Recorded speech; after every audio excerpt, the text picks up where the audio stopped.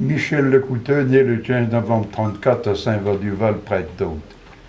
Le héron. Un jour, sur ses grandes pattes, se n'allait, je sais pas où, elle est héron qu'un grand bec en gagnait au bout d'un long cône. Il se baladait le long d'une rivière. L'eau était clé comme allaient les joues de biotan. La carpe effrontait, il faisait des tours puis des ratours avec son copain le brochet.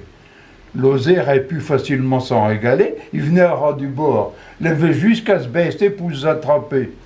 Mais il a pensé que c'était mieux d'attendre d'avoir un peu plus d'appétit. Il avait ses manies, il mangeait se moquant qu'il n'avait envie. Un petit peu plus tard, l'appétit commençait à venir. L'osé, en s'approchant du bord, a vu quasiment sur l'eau des tanches qui remontaient du fond de la rivière.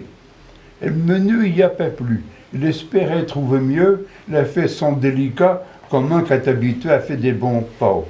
Des tanches qui dit, mais un héron, je me contente d'un pareil pescaille. Non, mais ça va pas. Puis tu comprends. Et tu que j'aurais. Après la tanche qui déplaise de pain, il a trouvé du goujon. Du goujon, et pas un dernier pour un héron. Et je ne vais pas ouvrir le bec pour si peu. Ah, ça, il n'est pas question. Pour finir, il l'a ouvert pour au moins. Tout se n'aimerait si bien qu'il veillait plus brin du tout de paisson.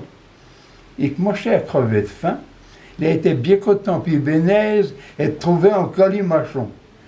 Soyons pas si exigeants. Les plus arrangeants sont les plus malins. Elle voulait plus de beurre que de pain, au risque de versement du pain sec. Méfiez-vous toujours, puis méfiez-vous qu'au faut jamais dire qu'il n'y a pas assez.